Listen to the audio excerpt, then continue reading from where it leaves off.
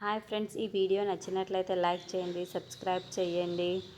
కమల్ పల్లవి వాళ్ళ ఇంట్లో ఉన్న వాళ్ళందరి పూజ జరిపిస్తూ ఉంటారు. ఇంతలో అక్కడున్న కమల్ పల్లవిని వాళ్ళందరూ ఆ పూజను జరుపుతూ ఉంటారు. పంతులు గారు, నువ్వు నుదుట మీద బొట్టు పెట్టు నాయన అని చెప్పేసి అంటూ ఉంటాడు. ఆ మాటలు వినగానే అక్కడున్న కమల్ మాత్రం పల్లవికి నుదుట మీద బొట్టు పెడుతూ ఉంటాడు. ఇంతలో అక్కడున్న పల్లవి మాత్రం చాలా కోపంగా కమల్ని చూస్తూ ఉంటుంది.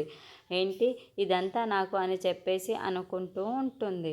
ఇంతలో అక్కడున్న పంతులు గారు మాత్రం, అమ్మ నా పూజ పూర్తి అయిపోయింది, నేను ఇక వెళ్ళడానికి నాకు నా సంభావన ఇచ్చేస్తే నేను వెళ్ళిపోతాను అని చెప్పేసి అంటూ ఉంటారు. ఆ మాటలు వినగానే అక్కడున్న అవని మాత్రం, సరే పంతులు గారు, మీరొక్క 5 నిమిషాలు ఆగండి, నేను ఇప్పుడే వస్తానని చెప్పి వెళ్తూ ఉంటుంది. ఇంతలో అక్కడున్న పల్లవికి అయితే, అవును కదా, నా దగ్గర డబ్బులు లేవు కదా, నా దగ్గర అథారిటీ లేదు కదా అని చెప్పేసి గుర్తు వస్తూ ఉంటుంది.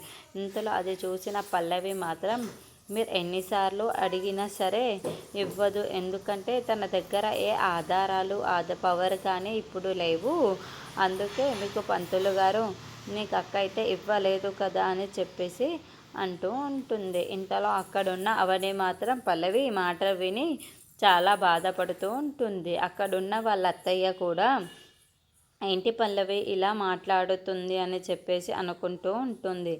అంతలో అక్కడున్న పల్లవి మాత్రం, అవును, ఇప్పుడు మా అక్క చేతిలో పవర్ లేదు, నా చేతిలో ఉంది అని చెప్పేసి అంటుంది. ఆ మాటలు వినగానే అక్కడున్న వాళ్ళ అత్తయ్య మాత్రం, పల్లవి నువ్వేం మాట్లాడుతున్నావు, ఎక్కడ ఏం మాట్లాడాలో నీకు అర్థం కావడం లేదా అని చెప్పేసి అంటుంది.